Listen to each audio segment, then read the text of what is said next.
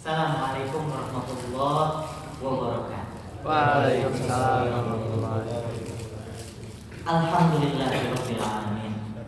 Segala puji bagi Allah Rabb semesta alam. Speaker luar. Speaker luar. Speaker luar juga ya. Ini ganti bahasanya. Wabihi nasta'in. Dan dengannya kita meminta pertolongan. Dengan apa? Dengan Allah. Gak ada yang lain. Nahmaduhu, ayo kita sama-sama belajar bersyukur. Udah sampai ke pencapaian sejauh ini. Wa nasta'in, dan kita meminta pertolongan. Ala umuri dunya waddin, atas segala urusan kita. Jadi bicara sekarang hampir ngopi hijrah ini 2 tahun lebih jalan. Saya adalah saksi mata pribadi yang melihat banyaknya perubahan dari saudara-saudara yang mungkin saat ini mungkin ada yang belum hadir, tapi ada beberapa yang hadir gitu. Dan saya melihat perubahannya signifikan. Buat yang akhwat, kalau memang ada yang mau ikut kajian di sini aja. Panitia tolong dikasih tahu aja kalau memang ada. Takutnya memang mau ikut kajian ini biar dikasih sama-sama.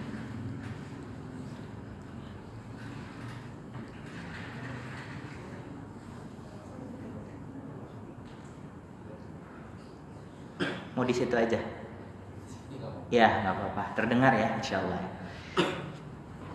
Jadi hampir 2 tahun setengah. Kalau ibaratnya ini adalah judul buku, maka dari gelap terbitlah terang. Saya melihat sekali banyak perubahan teman-teman gitu, yang relatif tidak bisa kita pungkiri bahwa hidayah itu bisa datang dan nyapa kepada siapapun. Termasuk kepada orang-orang yang bahkan gak dikira, waduh jauh banget nih orang nih dari hidayah. Karena rupanya sebenarnya hidayah itu memang hak prerogatif Allah gitu. Dalam tema-tema ngopi hijrah yang dulu gitu, kita pernah belajar tentang hidayah, ya kan? Ada hidayah bayani, ada hidayah irsyadi. Ya kan? Irsyadi itu langsung Allah kasih kepada siapapun, yahdi may yasha ila siratim mustaqim. Allah tuh ngasih hidayah sama siapa aja gitu. Sekarang yang masih pada ngerokok, besoknya masih ngerokok, bisa. Yang sekarangnya tadi yang ngerokok, besoknya tambah ngobat, bisa gitu. Kalau Allah yudillu may yasha wa yahdi may yasha. Allah kalau udah pengen ngegelapin seseorang, hidupnya digelapin gelap aja. Tapi Allah kalau udah mau ngasih hidayah, maka sekarang nih masih ngerokok, sekarang masih ngobat, sekarang masih minum, besok selesai. Bisa. Entah selesainya karena umurnya diselesaikan sama Allah gitu. Atau memang sama Allah dikasih inspirasi bahwa itu selesai. Enough is enough. Itu bisa. Gitu. Maka kembali lagi ke doa iftitah kita setiap kita melakukan pertemuan ngaji kayak gini. Wabihi nasta'in ala umuri dunya waddin.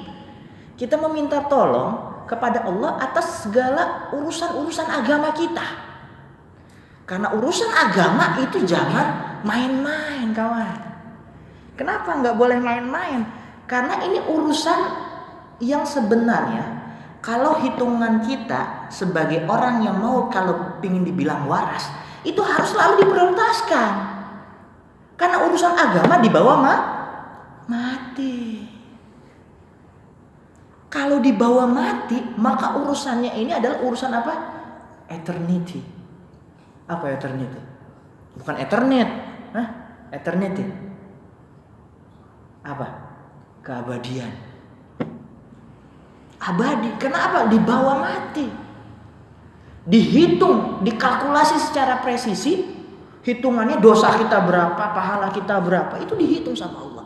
Maka kita meminta pertolongan sama Allah karena masalahnya ibadah kita, ketaatan kita jadi baik, Allah lembutin hati kita, Allah ngebuat kita ada di jalan yang lurus, itu semata-mata wallahi bukan karena kita. Itu karena Allah lembutin hati kita dan Allah ngizinin kita untuk taat sama Allah. Jadi fala tuzaku anfusakum, makanya memang begitu kata Allah, jangan ngerasa kita paling takwa. Mentang-mentang udah ngaji terus gitu kan, habis gitu ngelihat orang lain yang di luar sana seperti kita ngelihat orang yang memang harus dihujat. Dakwah tidak mengenal seperti itu. Dakwah itu mengajak, sama sekali nggak mengejek. Basyiru wala tu'assiru, basyiru wala tunaffiru. Berikan kabar gembira, jangan buat orang kabur. Basyiru wala tu'assiru, kasih kabar gembira, jangan nyusahin. Sebelum ngajak orang tentang Islam itu memang ada dosa ya, Islam itu mengenal ada azab ya, iya betul. Tapi perkenalkan terlebih dahulu sama orang-orang yang di luar kita, yang bahkan untuk ngaji aja, apa tuh ngaji? Untuk ke masjid aja susah. Yang diajarin jangan tentang azab dosa dulu. Ada aulawiyatnya, ada prioritasnya. Kasih tahu dulu tentang kabar-kabar gembira. Bro, dosa lu sebanyak apa sih? Allah Maha Pemaafnya, Allah itu melebihi dari dosa yang kita lakukan. Jadi orang optimis. Maka kembali lagi, wabihi nasta'in ala umurid dunya waddin. Kita meminta tolong atas segala urusan-urusan agama kita. Enggak bisa sholat tahajud, minta sama Allah. Jangan minta sama beker. Beker ada banyak, dimatiin kalau memang kita malas. Tapi kalau yang kita undang dalam hati kita, ya Allah, pengen banget bisa nikmatin gimana sholat qiyamul lail. Orang begadang aja gua bisa, ya Allah, kenapa sholat tahajud kagak bisa? Ya Allah, waktu puasa 30 hari, 29 hari di bulan Ramadan bisa, ya Allah, kenapa aku puasa Senin Kemis berat? Orang 30 hari gak ada yang mati kan ini puasa. Kenapa Senin Kemis jadi berat? Ya Allah, mutusin si Doski itu berat banget. Padahal jutaan pasangan yang sedang mencari kita yang sudah soleh itu banyak. Kenapa mutusin satu orang cewek susah? Yang ahwat, kenapa mutusin seorang laki-laki yang juga belum jelas susah? Karena ini urusan hati. Allah kalau udah pengen mindahin orang ke jalan kebenaran, selesai. Tapi Allah kalau udah mau nutup semua. May yahdillah fala mudhillalah. Siapa-siapa yang Allah kasih hidayah, maka Allah enggak ada yang bisa ngebatasin dia. Gitu. Ikhwatal iman rahimakumullah, teman-teman semua, Ibu and sis yang saya cintai. Sebelumnya saya ingin tahu yang enggak ikut tentang perang pemikiran Ghazwul Fikri di part pertama, coba tunjuk tangan. Wow, banyak ya. Banyak yang belum datang. Maka sedikit nanti kita sedikit refreshment tentang Ghazwul Fikri. Karena ini Ghazwul Fikri ini ngomongin tentang sesuatu yang harus runut dari awal. Tapi nggak semua yang nanti akan saya coba jelaskan karena panjang. Itu kemarin kita dari maghrib sampai jam 9 ya, sama pertanyaan semua tuh sampai jam 9. Tapi secara umum begini teman-teman, Ghazwul Fikri atau perang pemikiran itu istilah yang sebenarnya tidak ada awalnya di zaman Rasul. Itu poin pertama dari kajian kita waktu Ghazwul Fikri part 1. Wah, ada yang sedekahnya belecetan ya. Wah, Masya Allah. Jazakallah kepada Maulana. Atau jangan-jangan di-reimburse nih sama DKM? Enggak ya, insya Allah ya. Mudah-mudahan jadi amal jariah nih. Kalau masih ada sisa, kasih ahwatnya. Ahwatnya ada. Ya, lumayan kan, seger kan. Udah ngaji, gratis, dapat yang seger-seger, warna-warni lagi kan. Oke, baik kawan-kawan. Mari kita sedikit refreshment tentang Ghazwul Fikri. Kalau ahwatnya nggak kelihatan, bisa sebenarnya maju ke sini. Karena ini pakai papan tulis. Baik. Di Ghazwul Fikri pertama itu kita bicara tentang apa? Perang pemikiran. Perang pemikiran itu apa? Perang pemikiran tuh kita bilang kemarin kita udah belajar Ghazwun itu peperangan. Perang pemikiran itu sebenarnya terminologinya mulai muncul itu di awal-awal abad ke-19. Ketika banyak penjajahan, ketika banyak pada waktu itu Islam Islam itu dihancurkan. Dan di semua negara-negara Timur Tengah semuanya itu dikuasai oleh Barat. Makanya ada imperialisme, ya kan? Ada istilahnya para penjajah itu salah satunya apa? Mereka mengajarkan yang mereka cari adalah bukan cuma harta kekayaan, tapi juga gospel. Gospel itu apa? Gospel itu Tuhan. Jadi mereka juga menyebarkan tentang agama mereka. Jadi dulu orang-orang menjajah itu nggak cuma menjajah doang, nggak kayak sekarang. Dulu menjajah itu dengan apa? Dengan membawa misi. Misinya itu apa? Ya itu tadi, misi keagamaan. Nah ini sedikit tentang part 1 yang waktu kemarin. Tapi yang perlu buat teman-teman yang nggak datang di part 1 tentang Ghazul Fikri, intinya yang sedang kita bahas sekarang itu adalah ente semua, sob, jangan pernah ngerasa bahwa hidup kita tuh aman-aman aja. Hakikatnya, menurut para ulama, kita itu adalah as-sirah bainal haq wal batil. Kita ini selalu ada di peperangan antara hak dan batil, ya kan? Peperangan antara hak dan batil. Nggak kerasa aja.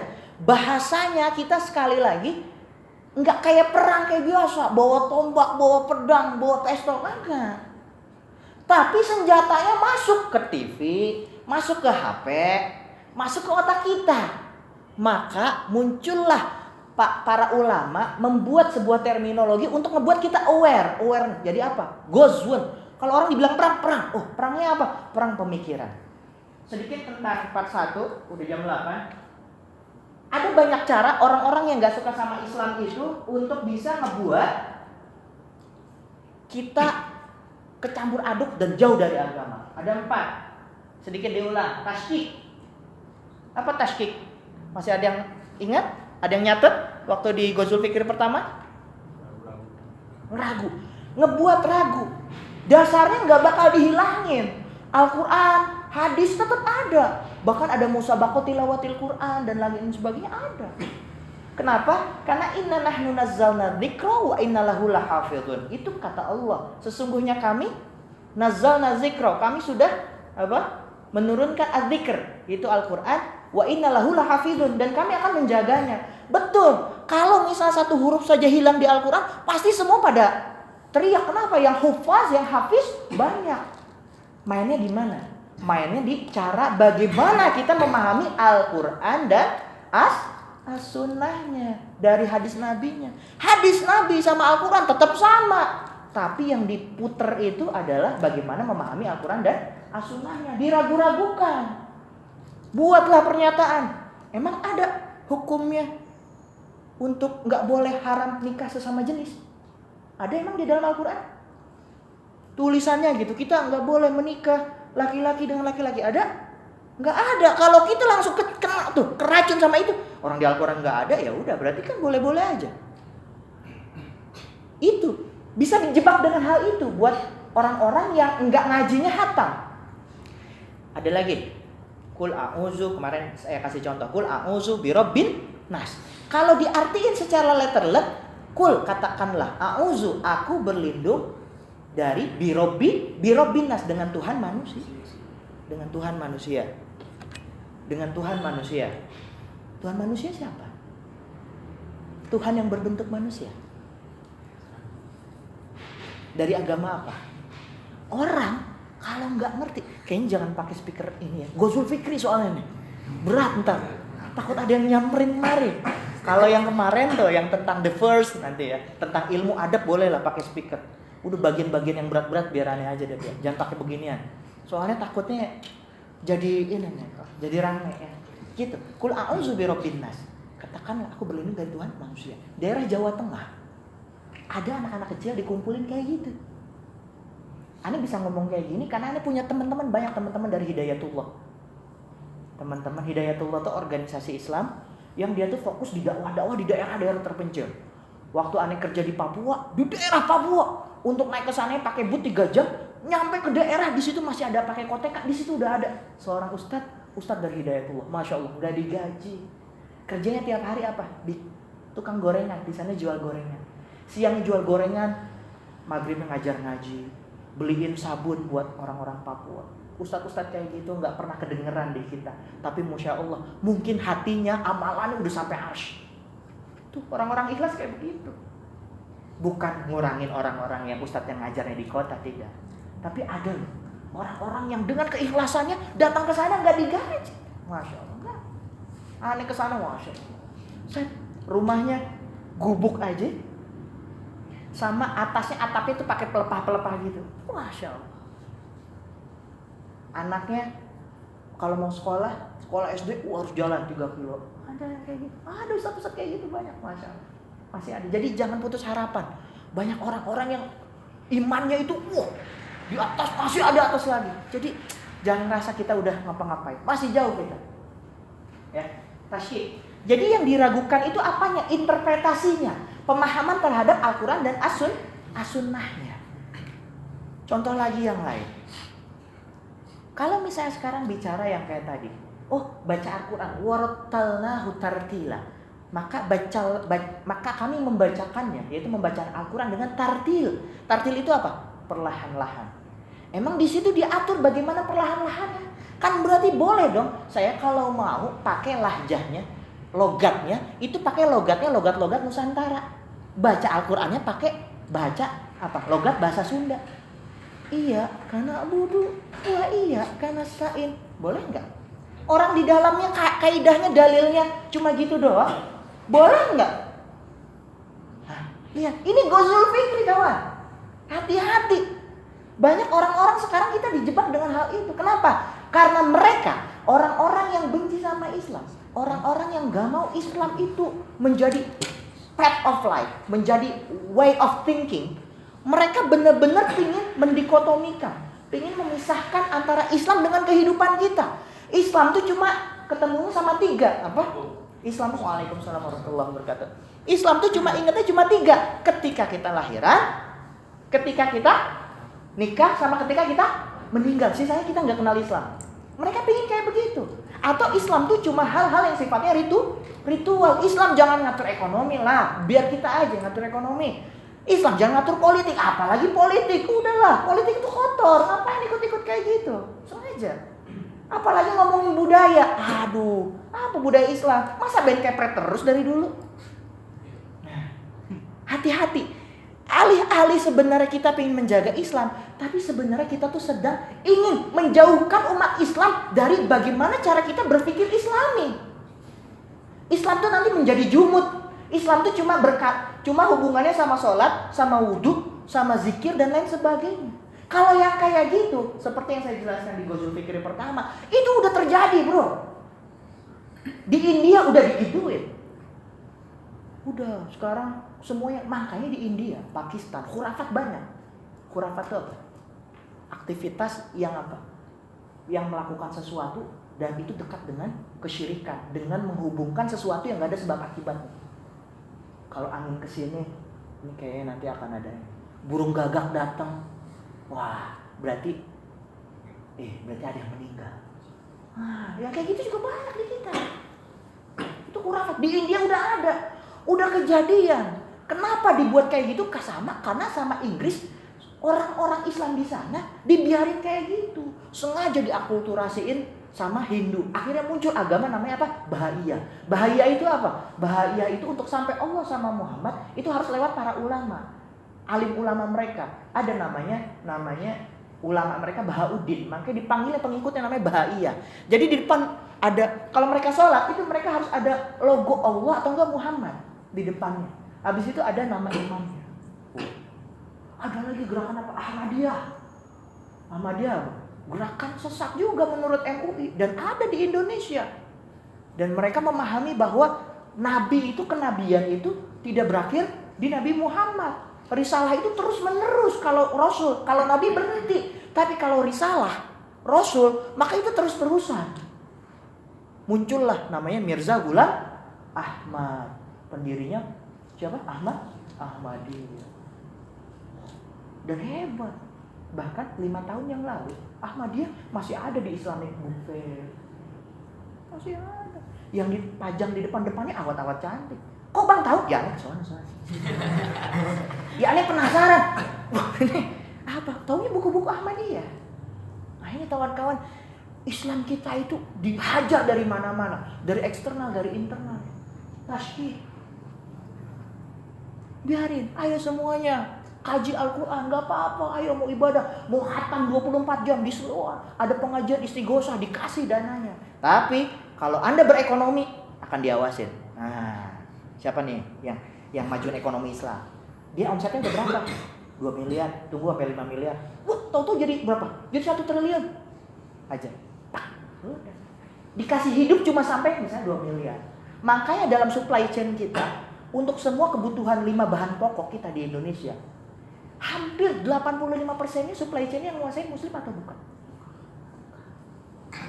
Makanya nggak bisa kita bicara sekarang koperasi 212 bisa maju. Kenapa? Karena yang dijual juga Danone, Unilever, dan lain sebagainya. Bukan nggak boleh, secara fikih kita boleh pakai itu. Meskipun sudah ada alternatifnya loh. Memang semua lebih mahal. Contoh HPA. Islam sudah punya produk HPAI. Nah, ada sabun, ada sikat gigi, ada apa. Makanya teman-teman, kalau nanti udah dikasih kesempatan untuk bisa dapat rezeki yang lebih, biasain pakai produk-produk umat muslim. Meskipun lebih mahal. Gitu. Ada ayam bakar jauh-jauh, lebih baik ayam bakar Arfat dibeli.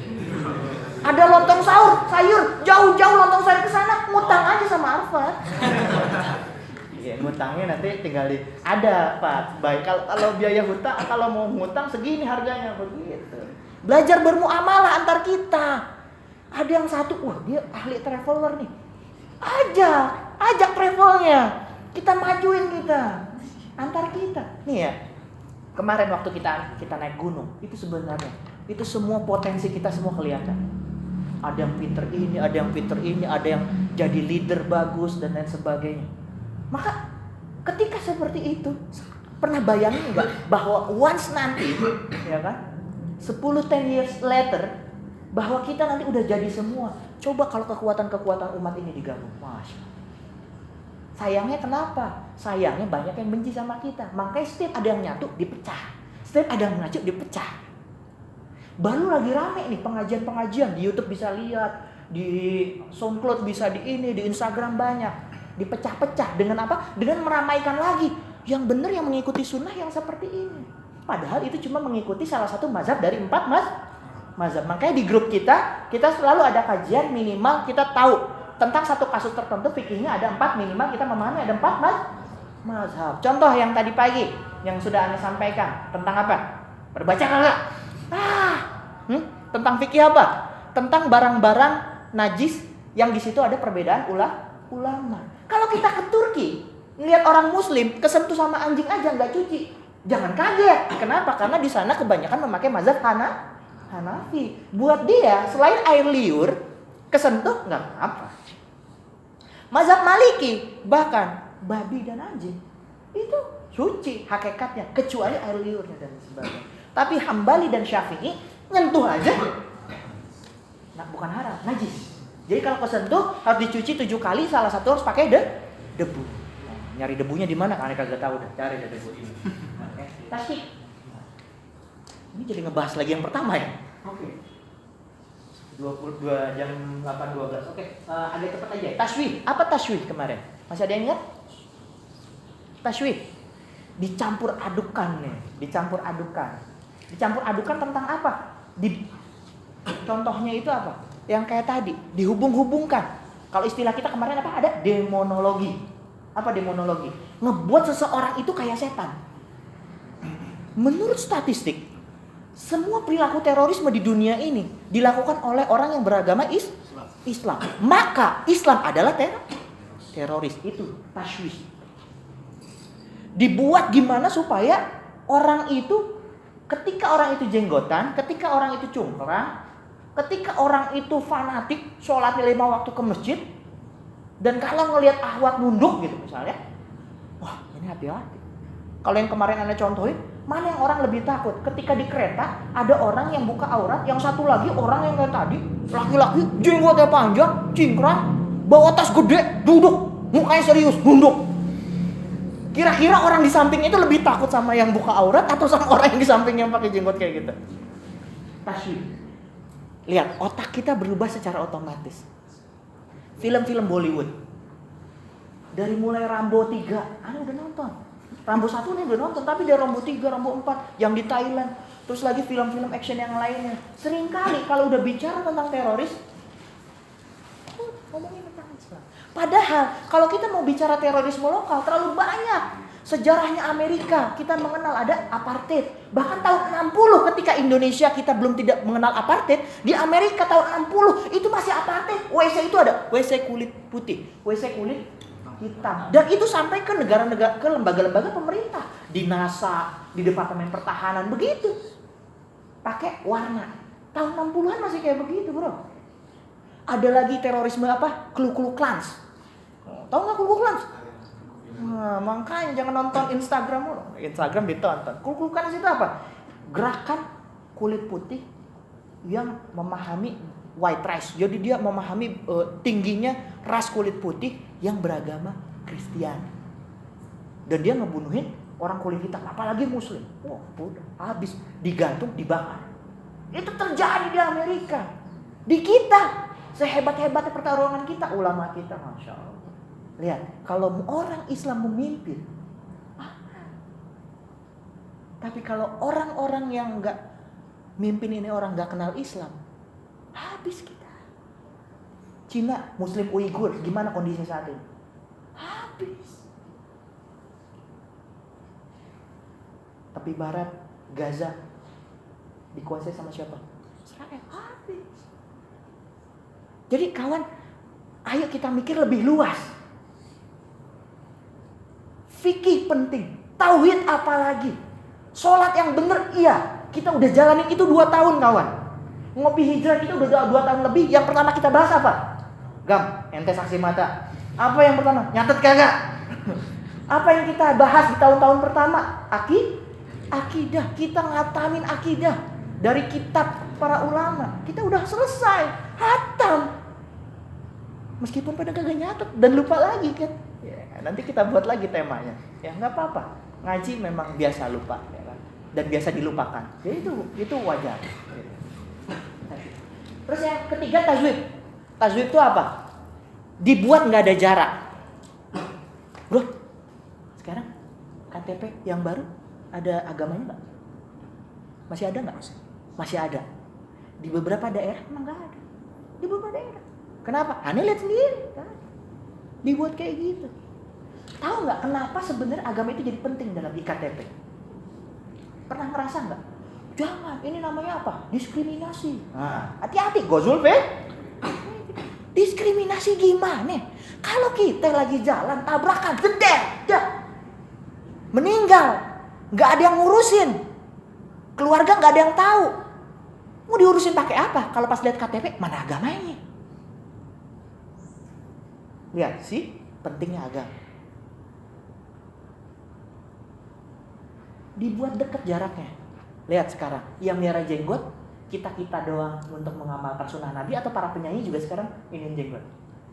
Para penyanyi juga jenggot. Kenapa jadi gaul? Apa kemarin? Anda lupa lagi, bukan pensil apa? Pulpen, apa? Gaya celana apa? Pensil ya? Yeah. Celana yang cungkrang-cungkrang sekarang bukan cuma sunnah doang, gaul juga.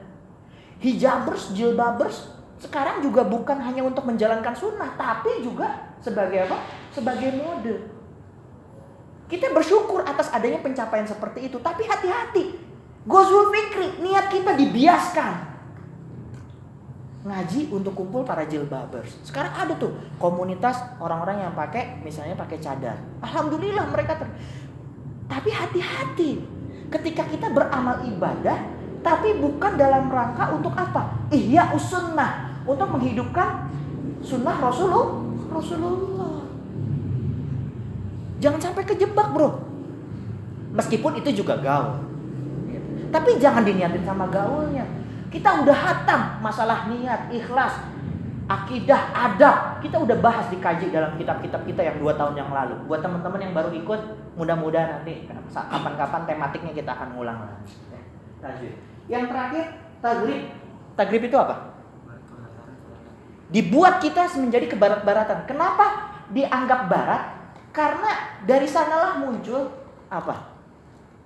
Awalnya yang kayak tadi, paham liberalisme. Liberalis, bebas. Di perubahannya kalau kita ngikutin sejarah rock and roll, Pertama kali dari tahun 60-an ke 70-an, sejarah rock itu pertama kali berubah, itu yang ngerubah apa? Ngerubah Amerika. Muncullah namanya kaum-kaum ah, lu pada gaul kagak sih? Kenapa lebih gaul gue? Kaum hippies. Hippo mah udah aneh. Hippo. Hah? Hippies, kaum hippies. Nah, karena ada kaum hippies, ada rock. Nah, padahal pada waktu itu iklan-iklannya juga dari tahun 30-an itu iklan-iklan di mana sebenarnya kaum-kaum konservatif, kaum-kaum gereja pada waktu itu mereka itu orang-orang yang menjaga iklan-iklan itu supaya wanita-wanita itu jangan sampai roknya itu di bawah, di atas dengkulnya, di atas dengkul. Ini sampai ada kayak gitu. Jadi sebenarnya pada waktu itu sudah ada peperangan kayak gitu. Tapi gelombang ini memang disengaja sama orang-orang di belakang layar sana yang nggak mau agama, etika, adab, sesuatu yang nggak kelihatan ini menjadi pandu hidup buat orang banyak. Tuhan, nggak ada Tuhan. Seperti yang contohin kemarin, kalau di Rusia, gimana cara doktrinasinya? Anak kecil, ya kan? Anak kecil, makanannya diambil, terus setelah makanannya diambil, dikasih sekarang. Pas dikasih apa? Wah, coba sekarang semuanya berdoa. Ya, doa. Coba sekarang minta sama Tuhan, katanya. Mintanya apa? Ya Allah, minta sekarang saya minta roti. Ayo minta yang benar. Minta roti. Coba sekarang buka matanya. Ada nggak rotinya? Nggak ada. Oke, sekarang coba minta sama bu guru sama pak gurunya. Bu guru minta roti, pak guru minta roti. Dikasih. Ada nggak rotinya? Ada. Berarti pak guru sama bu guru ada nggak? Ada. Tuhan ada nggak? Nggak ada. Gozul fik. Kita nggak bakal ngebahas ini lagi karena ini nanti masuknya kayak kemarin ke fun, food, terus fashion, budaya sama politik. Sebagai penutup dari resume Ghazwul Fikri yang pertama, maka saya ingin kasih tahu pernyataan dari nasihat Muhammad Natsir. Muhammad Natsir pernah bilang apa? Orang Islam kalau beribadah maka dia dibiarkan. Kalau dia berekonomi maka dia akan diawasi. Kalau dia berpolitik maka dia akan diajar. Hati-hati sama Ghazwul Fikri, sama perang pemikiran di mana orang, saya tidak sedang menyatakan Anda harus berpolitik, tidak. Tapi kita sering kena brainwash, kena cuci otak bahwa politik itu kotor. Politik itu ngebuat kita nanti malah ini udah jangan mikirin politik. Padahal semua kebijakan-kebijakan yang pro Islam itu digodoknya di mana? Politik. Kalau kita memakai definisi politiknya Machiavelli, menghalalkan segala cara, gasak sini, gasak sana, korupsi, ya maka jadi haram. Tapi kalau memakai definisi Muhammad bin Ghazali bahwa segala sesuatu yang dipergunakan jalurnya untuk menjaga kemaslahatan umat, maka politik menjadi wajib hukumnya. Gimana cerita kalau yang di sana itu orang-orang ahli maksiat, lalu mereka membuat undang-undang melegalkan semua hiburan malam itu bisa di setiap RW. Ayo. Legal, kita negara Indonesia negara hukum. Kalau udah jadi undang-undang, terus kita mau ngapain? Dan ingat bahwa setiap manusia fa'alhamaha fujuraha wa taqwaha. Sehebat-hebat kita, seberiman-iman kita, tiap hari ngelihat, "Mas, sini dong." Ya kan? Karena ada taman hiburan situ. Padahal kita ke masjid. Pertamanya sih terus godul basor. Lama-lama kan ditarik juga sama dia. Benci bang. Itu kan satu. Setan bisa langsung masuk ke panah-panah matanya. Sekali, dua kali. Ujung-ujung lama-lama belok juga. Makanya perlu diperjuangkan kemaslahatan umat itu. Kenapa? Karena Islam itu mengatur itu. Karena kita dicontoh oleh Rasulullah SAW untuk mengatur semua kehidupan kita. Udkhulu fis-silmi kaffatan. Kafah, sempurna. Ya. Oke, ini adalah resume yang pertama. Ya. Nah, yang kedua sebenarnya seperti yang saya sampaikan kepada panitia. Tema Ghazwul Fikri ini berat. Kenapa? Karena bicara tentang banyak hal yang sebenarnya kita lagi yang bicaranya tentang fakta-fakta kekinian. Ya kan?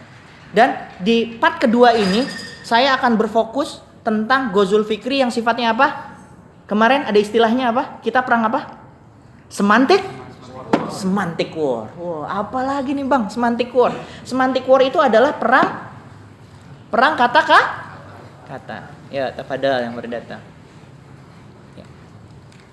Perang kata-kata. Panitia jangan lupa difoto buat dakwah lebih hebat gitu kan. Di share di Instagram fotonya dan lain sebagainya. Gak apa-apa. Memang zamannya kita sekarang kayak begitu. Kalau orang-orang yang buruk, yang ngejalanin yang jelek-jelek aja mereka masif, kebaikan harus masif. Kalau mereka lari ya kita juga harus lari. Kalau mereka sprint kita harus sprint. Gitu kan. Ya, baik. Oke, kita bicara tentang semantic word. Ini cuma buat ngapalin aja sih. Karena banyak. Ini kita akan bicara tentang semantic word kita apa? Nah, baca apa?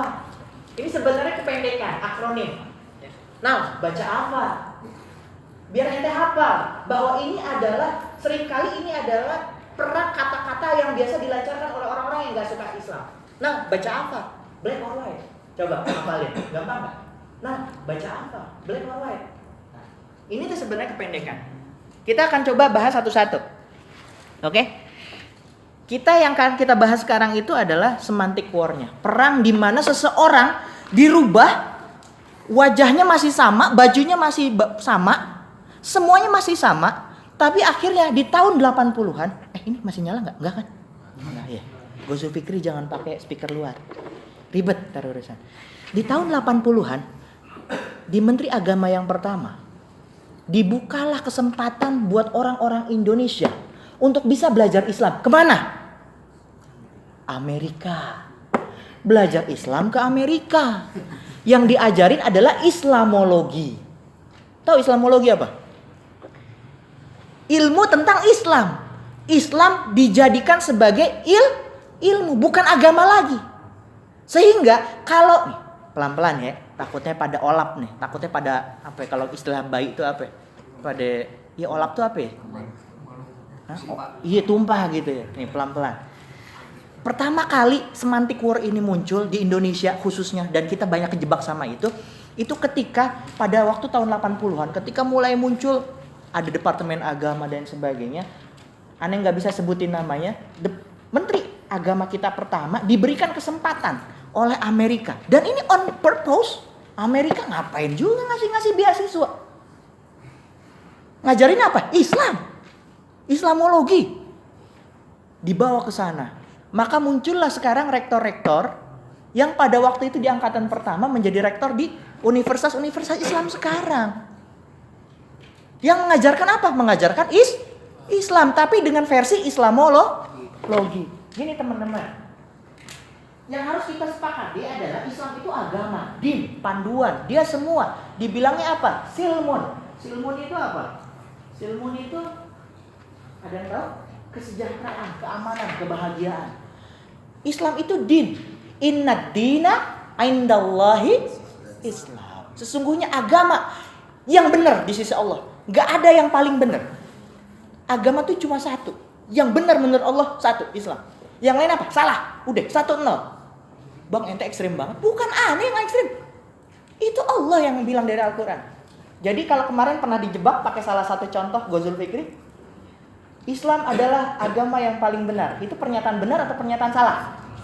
Teman-teman sekarang tahu itu pernyataan salah. Karena dengan menyatakan bahwa Islam adalah agama yang paling benar, kita membuka kemungkinan bahwa ada agama lain yang benar. Islamlah yang paling benar. Hati-hati. Ini namanya semantic war. Perang kata-kata. Kita harus cerdas di sini. Ya. Anak muda kita harus ngerti karena banyak jebakan-jebakan di situ. Nah, bicara tentang yang tadi, kalau ngomongin yang tadi yang di sini, teman-teman harus tahu bahwa Islamologi ini menjadikan Islam menjadi sebagai ilmu. Maka kalau udah jadi ilmu, maka cara membedahnya itu dengan apa? Dengan kaidah-kaidah ilmu lagi. Ilmu yang disepakati bahwa ilmu itu ilmiah jika dia empiris. Waduh, berat bang. Angkat tangan bang, angkat tangan. Siapa suruh? Apa ada minta Gus Zulfikri? Ya kan? Empiris. Empiris itu apa? Empiris itu bisa dipertanggungjawabkan secara ilmiah. Kalau itu tentang ilmu alam, maka harus ada pendekatan deduktif. Aduh bang, deduktif apa lagi bang? Siapa suruh pingin ngajinya Gus Zulfikri? Tapi nggak apa-apa. Ya, bilang angkat tangan ya kalau nyerah ya. Maksud aneh jangan terlalu banyak juga. Nah, intinya begini kawan-kawan. Ketika Islam bukan jadi agama lagi, dia jadi ilmu, maka di bedahnya itu pakai ilmu lagi. Masuklah filsafat. Masuklah epistemologi, filsafat, epistemologi ilmu Islam. Ada yang namanya hermetika Islam. Hermetika itu apa? Membuat agama itu ada di dalam ruang dan waktu sehingga dia juga bagian dari sejarah. Dan karena sejarah itu adalah produk manusia, bisa saja salah. Kalau sejarah bisa aja salah, Islam juga bisa jadi salah. Al-Quran adalah produk ilmu. Ilmunya ilmu dari Allah dan Rasulullah. Tapi karena dia bagian dari ruang dan waktu, dan dia juga bagian dari sejarah, maka dia bisa terkena salah. Kenapa? Karena kontekstual. Ini ngomongin filsafat nih kawan. Berat ya? Udah, pokoknya begitu. Intinya nih, balik lagi ke cerita yang tadi. Muncullah akhirnya kurikulum-kurikulum atas nama Islam yang harus dipelajari. Padahal orang-orang itu belum ngerti bahasa Arab.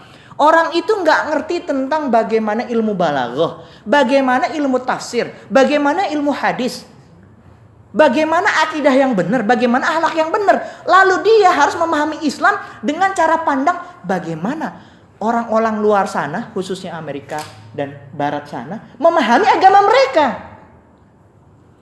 Memahami agama mereka relevan pakai ini. Kenapa? Karena adanya tahrif. Apa tahrif? Karena agama mereka memang sudah ada perubahan. Bahkan dari tahun 600-an. 690-an semua sudah ada. Apa? Nisaya. Kesepakatan untuk menjadikan sesuatu yang tadinya satu jadi tiga. Ini ngomongin agama yang satu, agama Kristen. Dulu padahal ada pengikut yang memahami bahwa Tuhan itu satu. Tapi disepakati pada waktu itu semua kumpul disepakati tiga. Karena ada tekanan dari Romawi. Karena Romawi mau memahami bahwa Tuhan itu harus banyak. Ketika Kristen diadopsi oleh Romawi, muncullah yang tadi. Kesepakatan Nisaya. Disitulah mulai pertama kali disepakati Tuhan yang tadinya satu jadi tiga. Pengikut yang tadi memahami satu ini akhirnya dikejar, dibunuh-bunuh. Ada yang tersisa sekarang di Syria sedikit, di Israel sedikit, di Libanon sedikit. Kalau kita sering bilang sekarang ada Kristen Ortodok. Kristen Ortodok juga sekarang terpecah.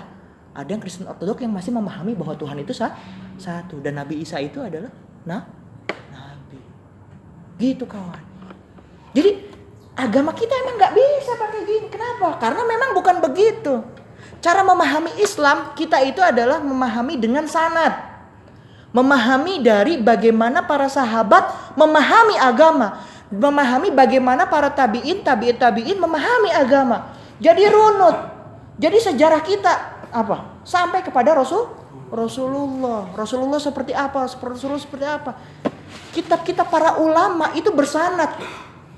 Enggak sembarangan. Dari sini saya mendapatkannya dari Syekh ini, dari fulan bin fulan, dari fulan bin fulan, sampailah kepada Rasulillah sallallahu alaihi wasallam. Begitulah agama kita terjaga. Makanya salah satu ciri akhir zaman, salah satunya adalah ketika nanti agama Islam yang tersisa cuma apa? Cuma orang-orang yang ngerti bahwa agama Islam itu cuma bisa nyebutin Allah. Orang udah gak kenal sholat lagi. Sholat tuh kayak gimana orang gak kenal. Dia cuma kenal Allah. Nah kalau orang yang kenal Allah itu juga mati, maka selesailah, kiamatlah terjadi. Makanya kalau boleh, meskipun kita gak tahu kiamat kapan, kita masih di fase mulkan a'dhal. Kita masih ada di fase apa? Raja yang menggigit. Jadi belum nih. Setelah fase ini, menurut hadis kita akan masuk ke fase minhajin ala minhajin nubuwah. Di fase di mana Islam akan bangkit kembali. Dan itu bisa jadi mulai dari anda semua. Allahu Akbar. Gitu, semangat. Belum masuk ini kita Ghazul Fikri yang kedua udah 8:30. Ini kita sampai jam berapa ya? Sampai jam 11. Yang akhwat kalau kemalaman boleh silakan pulang. Kalau mau nanti misalnya jam 9 sudah kemalaman, tafadhol. Buat yang ikhwan terserah. Ya. Oke, kita mulai ya. Apa tuh? Coba bacain. Nal, ya kan? Nah, baca apa? Black or white? Oke, kita mulai ya. Null itu maksudnya apa? Null itu personal satu. Personal incredibility. Bang, kok istilahnya begitu? Ini tentang logical fallacy. Jadi ini tentang kesalahan. Jadi semantic war itu sendiri itu yang membuat itu orang-orang sana. Kenapa? Karena mereka menjadikan kebohongan itu sebagai alat perang. Makanya munculnya konsep semantic war, perang kata-kata itu bukan dari Islam awalnya, tapi dari mereka. Nih ya, ini ada rumus. Ya, jangan sampai muntah nih, jangan sampai olap. Begini, persepsi tentang realitas itu bisa lebih kuat dibanding realita itu sendiri. Bisa di copy? Berat bang, ampun bang. Persepsi kita tentang realita, persepsi. Pertama itu apa? Pertama kita punya opini.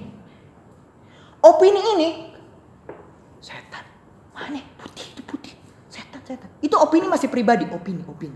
Opini berjamaah jadi asumsi. Iya itu putih-putih habis setan. Berjamaah nih, setan. Padahal belum ada yang kesono. Ya kan? Udah gitu, setelah jadi persepsi, disepakati, bener, setan kabur. Pas dideketin kain putih doang.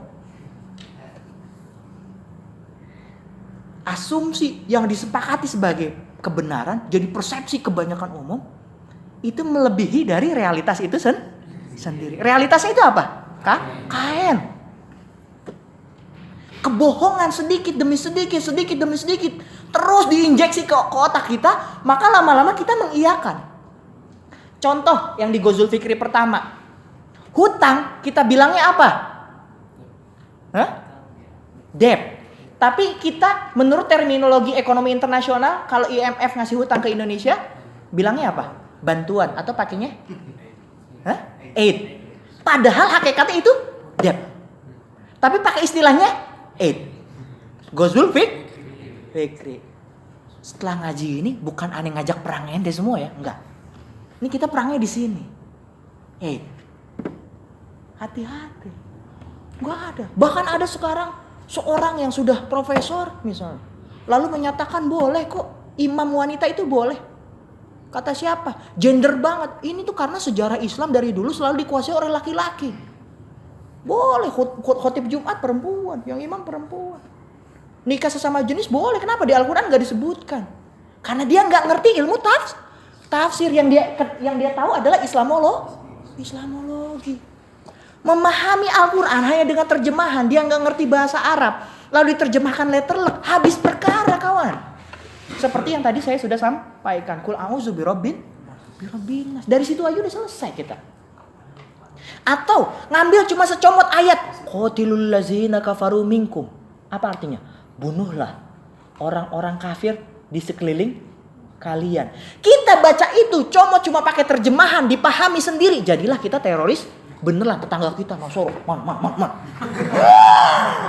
Kayak begitu. Padahal itu ayat ada konteksnya, ada asbabun nuzulnya, ada kaidahnya. Karena belajarnya Islamologi, belajarnya ilmu tafsir yang tafsirnya tafsir orang Barat, tafsirnya orang-orang Orientalism, selesai kita. Oke, udah 8:30, Masya Allah. Sampai nggak ya kita? Oke, yang tadi ya, personal incredibility. Itu maksudnya apa? Ini keraguan pribadi. Ini artinya keraguan pribadi.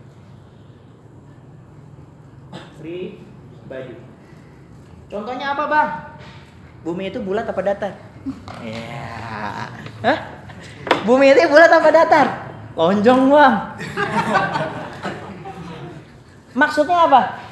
Membuat keraguan-raguan dalam Islam itu banyak sekarang orang-orang yang benci Islam dibuat kayak gitu. Kok? Contoh, membuat keraguan-raguan kepada pribadi kita. Banyak pertanyaan. Kalau ente ditanya gini, kenapa Nabi boleh nikah banyak ya? Kok kita nggak boleh? Ada yang bisa jawab? Ayo jawab. Kok Nabi doang yang boleh nikah banyak? Kok kita nggak boleh? Maksimal cuma 4. Itu juga kalau nggak adil nggak boleh. Bolehnya cuma 1. Kok Nabi boleh? Kok Nabi boleh nikahin anak kecil? Ada yang bisa jawab? Iya. Oke. Itu baru buat 2 pertanyaan kawan. Kita dihajar dari banyak pertanyaan. Semantik war itu jalan. Sekarang apa? Oh iya, siwak. Misalnya, siwak itu apa? Siwak itu salah satu dari sunnah Rasulullah SAW. Ya kan kalau udah sikat gigi gimana? Kan bersih juga. Berarti nggak usah siwak dong. Dibuat kita ragu-ragu dengan cara bagaimana kita memahami Al-Quran dan As-Sunnah. Ya kan? Ngaji. Ya kan kita sekarang udah bisa bang. Ngaji di YouTube, lihat di Instagram, baca artikel. Kan itu udah ngaji juga. Berarti nggak usah nih pertemuan-pertemuan kayak gini nggak usah. Loh, kok Islam sekarang kok nggak ngadopsi kemodernan ya? Kenapa? Lah itu nikah harus pakai wali aja. Lah kalau sekarang walinya di Indonesia, yang nikah mau di Belanda, dia nggak punya duit gimana? Kan bisa sekarang pakai video conference. Ada yang bisa jawab? Lu pada diam semua? Ah ya udah. Itu berarti tandanya oke, paling nggak kita ngerti. Ada gozul fikri, hati-hati. Kalau kita nggak ngerti ilmunya, kita sensitif banget. Ya tuh 1. Ini now, ambilnya now. Maksain banget ya. Memang biar bisa dihafal. Now, baca apa? Black or white gitu ya. Personal credibility. Ada lagi yang mau bisa kasih contoh ke Ani tentang bagaimana cara kita kita jadi ragu sama agama kita sendiri? Ada yang pernah punya pengalaman sama temennya ditanya apa terus, oh iya juga ya apa? Iya, gimana? Oke. Saya pernah tanya, itu Islam turunan apa dari sononya? Saya nggak ngerti. Lu Islam turunan apa dari sononya? Turunan berarti ya? Oh iya. Lu Islam turunan atau Islam yang nyari sendiri? Misalnya kayak gitu ya. Ya kita adalah Islam turunan.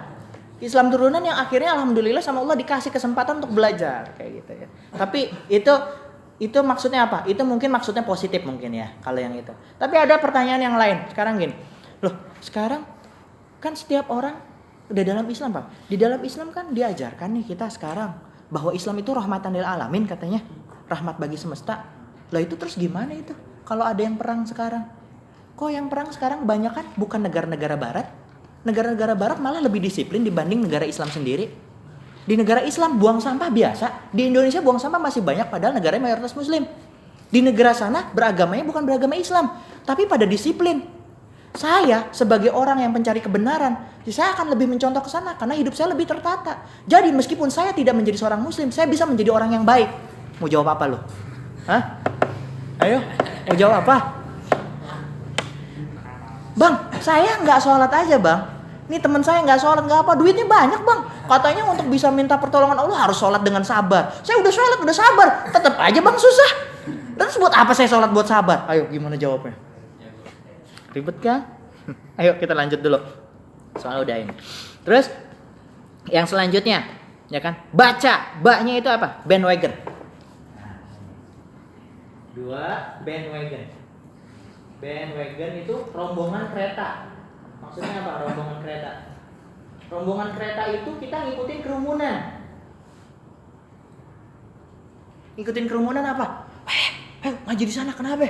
Ayo udah ngaji di sana, ustadznya mantap, ya kan? Datang ke sana. Oh iya gini.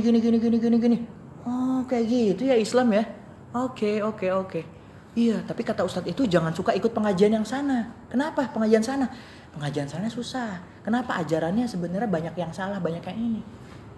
Karena kerumunannya semua di samping-sampingnya itu bilang kayak gitu, maka dia langsung percaya. Itu namanya gozul fikri. Ditutup cara fikir kita untuk bisa melihat secara objektif. Sama aja semua partai, nggak ada yang ngebela Islam. Udah semua jelek, udah kita abstain aja nanti. Jangan nyoblos, kenapa? Ujung-ujungnya kita cuma diambil suaranya doang. Habis gitu udah kan kita nggak diperjuangkan tentang agama Islam, tentang Islam. Hati-hati, gozul fikri. Di mana umat Islam berpecah, akhirnya pada nyoblos. Umat-umat sono pada sepakat dengan satu calon, pet. Yang sakit aja didorong-dorongin. Lah kita masih pecah-pecahan. Nih kawan, ingat kata Muhammad Nasir. Masya Allah. Muhammad Nasir itu meninggalnya Masya Allah, bagus. Hampir bagus. Lebih bagus dari meninggalnya Hamka. Kalau pengen tahu. Mayitnya tuh bagus. Kenapa? Seperti yang Anies jelaskan waktu di Ghazul Fikri pertama. Orang-orang mujahid itu tingkatannya berapa? Ketiga setelah minasyuhada, minal anbiya, wasiddiqin, wasyuhada, wassalihin.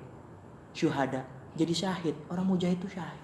Karena yang dia perjuangkan bukan kesolehan diri sendiri, tapi bagaimana agar masyarakat juga ikut soleh. Bagaimana sekarang yang dapat hidayah bukan ente yang datang di sini. Makanya panitia mikirin gimana supaya orang-orang yang belum kesentuh hidayah bisa datang di sini. Mikirin orang lain, kita ngedoain orang lain. Jangan takut kita nanti hidupnya susah. Kenapa? Karena yang ngedoain kita adalah malaikat. Kita ngedoain orang, ya Allah, semoga siapa nih? Semoga Agam ya Allah dapat cepat jodohnya ya Allah. Yang penting wanita ya Allah, yang penting wanita ya Allah ya. Kita doain orang lain, kita didoain sama malaikat, ya Allah, doa yang lebih baik baginya. Makanya kita sering nih, kalau kita pengen cepat berhasil, hati-hati, kuncinya apa? Jangan sering doain diri sendiri. Tuh ya, kuncinya begitu. Itu begitu kata hadis. Kalau pengen cepat berhasil, doain orang lain. Lagi lewat, ada tukang jamu, ya Allah berat dalam hati, ya Allah mudahkan, ringankan kerjaannya, mudah-mudahan cepat habis. Kalau bisa jangan ngedoain gitu doang. Ada uang 20.000, beli jamunya. Jamunya segelas aja 20.000-nya. Sisanya kembali. Ini mah 20.000. Bu, tambah lagi, Bu. Yuk, tambah lagi sampai 20.000. Jangan. Kasih dia kesempatan untuk bisa bersyukur, ya Allah, masih ada ya, Dek. Anak muda ganteng kayak Ade, kayak gini. Udah nikah belum? Nih ya, kita kebanyakan jadi bandwagon. Ini ada istilahnya kalau di politik itu bandwagon effect. Ya gitu. Jadi ngikutin kerumunan. Ngikutin kerumunan tuh kayak gimana? Ya kayak tadi. Yang benar itu kayak gini. Makanya kata salah satu presiden Amerika ketika setelah 11 September apa bilang? Siapa yang tidak berdiri bersama kami, maka mereka berdiri bersama teror. Siapa yang gak jiper digituin kalau negara-negara ketiga? Kalau gua gak dukung Amerika, gua berarti dukung teroris. Tuh lihat, ini namanya bandwagon efek. PBB. Itu bandwagon efek. Lihat. Semua apa? Semua tunduk. Siapa yang setuju bendera Palestina dikibarkan di markas PBB? Tunjuk. Banyak yang nunjuk dan akhirnya baru setelah 12 tahun perjuangan bendera Palestina bisa berkibar di sana. Setelah 13 tahun, kawan. Enggak sembarangan perjuangan itu. Sebelumnya apa? Bandwagon effect. Semua yang punya hak apa? Veto. Semua nih, ente nih bertiga, berlima, bersepuluh, nunjuk tangan semua. Palestina bendera kibarin, aneh sendiri. Kagak. Itu siapa yang kayak gitu? Amerika, Jerman. Siapa? Semua pemenang perang dunia kedua. Dari awal dibentuknya saja. Aduh, Bang, ini ngomongin apa sih? Ente sih milihnya Ghazul Fikri. Kalau Ghazul Fikri emang harus ngebahas kayak begini. Kita harus melihat fenomena kita, jangan ditutup dengan apa? Dengan informasi-informasi yang sebenarnya memang bukan fakta, tapi persepsi tentang realitas. Kita dibangun dengan apa? Tidak akan maju sebuah negara kalau dia tidak melakukan pembangunan. Dilakukan pembangunan meskipun itu dengan hutang kita, itu hutangnya itu dihutangi lagi. Ngerti nggak? Kalau di dalam ekonomi internasional, ketika kita hutang banyak sama satu negara, hutang berapa? 200 miliar US dollar. Maka hutang kita itu diasuransiin ke perusahaan asuransi. Jadi kalau misalnya negara ini pailit, maka yang pemberi hutang tidak akan ikut pailit karena uangnya nggak hilang karena uangnya sudah diasuransiin. Ini tuh utang dihutangin lagi dari hal yang kosong dikosongin lagi sampai satu ketika satu negara kolaps, hilang semua. Sudah kejadian di mana? Venezuela, Zimbabwe. Bukan nakut-nakutin aneh. Tapi hati-hati. Mudah-mudahan kita nanti yang menerus ke depan, kita jadi ngerti harus gimana kita bertindak, ya. Tuh, bandwagon effect. Bandwagon ya kan? Terus apa lagi? Ca-nya itu apa? A itu A kan tadi maksudnya bandwagon, B itu. A-nya itu apa? Ad hominem. Ini istilahnya apa? Ad hominem. Apa bahasa ininya? Nyerang individu.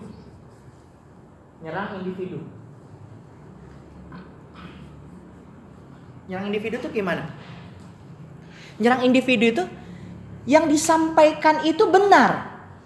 Tapi untuk ngehajar tentang pernyataannya, yang dihajar bukan pernyataannya, tapi individunya. Islam itu apa? Islam itu adalah agama rahmatan lil alamin. Islam itu harus kita perjuangkan.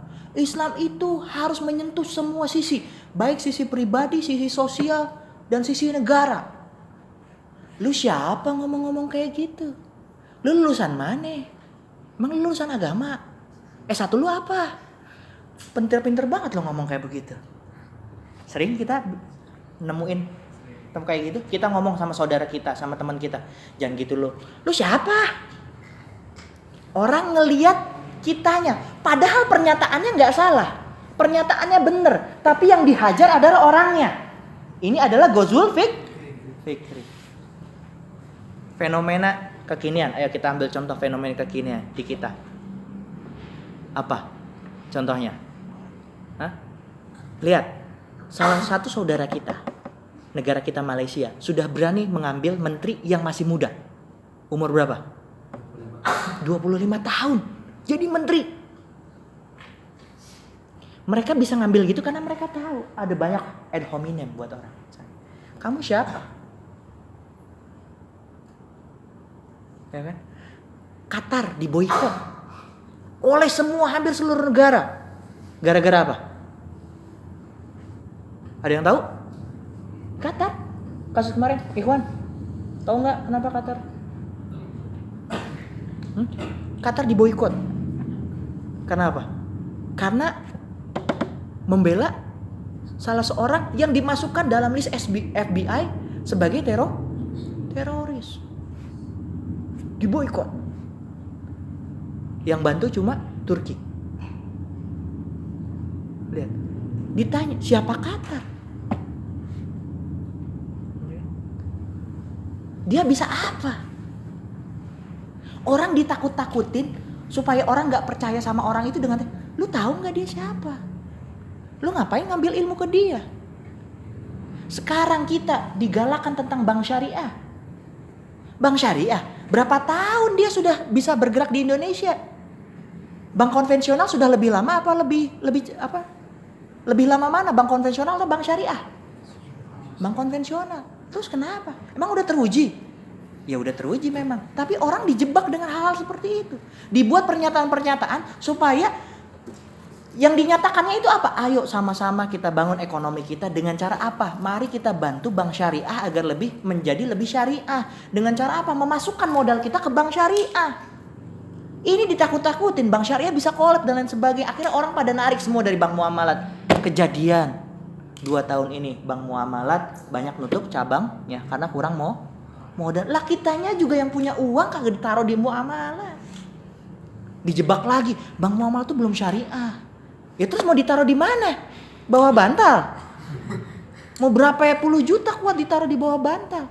Orang kita sekarang aja masih pakai uang kertas. Ingat di kaidah yang pernah kita bahas di Ngopi Hijrah yang sebelumnya. Malah apa? Masih ingat? Wah, ini bahasa Arab. Mungkin pada enggak ingat ya. Mala yu'khadhu kulluhu fala yutraku kulluhu. Ini kaidah usul fikih. Apa-apa yang enggak bisa diambil semua, maka jangan dibuang semua. Bang, sekarang yang murni full 100% mendekati apa yang kata Rasulullah memang belum. Tapi yang mendekati ke syariah sudah banyak dan itu sudah dijaga oleh DSN, Dewan Syariah Nasional. Selagi kita memang di situ ada DSN-nya sudah bismillah. Itu adalah sebagai jihad kita, jihad ekonomi kita. Bangun, daftar jadi anggota koperasi 212 meskipun cuma masukin 200.000. Tapi itu bentuk kontribusi. Ingat di Ngopi Hijrah di awal-awal juga. Islam tuh enggak cuma butuh iman, enggak cuma butuh ilmu, tapi juga butuh giroh, semangat. Orang Nabi dicaci maki, kita diam aja. Jangan. Islam itu kan orangnya harus sabar. Itu Ghazwul Fikri. Ada orang hina depan orang-orang Islam ini toyor orang kayak begitu. Lu kenapa? Gila begitu. Giroh. Harus ada yang kayak gitu. Kalau yang dicaci diri kita, baru nggak apa-apa, woles aja, santai kayak di pantai, slow kayak di pulau. Itu kalau diri kita. Wah, dasar lu babon. Kagak, gitu aja. Kalau dibilang dasar babon, kan kita nggak ngerasa, kita tinggal bilang aja, bukan? Apa susahnya? Lah kalau misalnya kita ngerasa, ya berarti emang kita juga babon. Dasar babon, bukan? Gitu aja. Ya kan gampang aja. Kita soalnya mikirnya kita udah kejebak sama Ghazul Fikri, jadi kayak gitu ya. Dah, tuh, ad hominem. Terus A, udah ya A. Ini masih panjang ya. Ya Allah, udah jam 9. Ya. Oke, C. Apa? Circular reasoning. Ini kenapa kok istilahnya Bang bahasa Inggris semua? Karena ini memang tentang semantic word, tentang perang kata-kata itu mulainya bukan dari kita, bukan dari orang muslim. Dari mereka sendiri. Karena mereka emang biasa jadikan time out. Oke, berarti kita teruskan nanti ya. Lanjutannya. Oke, berarti baru sampai 3 nih. Circular reasoning. Apa maksudnya circular reasoning? Circular reasoning itu adalah ketika kita bikin pernyataan tapi muter dan akhirnya kesimpulannya salah. Dia hebat. Karena dia hebat, dia tuh nggak pernah. Dia hebat kenapa? Dia nggak pernah punya salah. Terus kita puter lagi kesimpulannya. Dia tuh nggak mungkin salah karena dia hebat.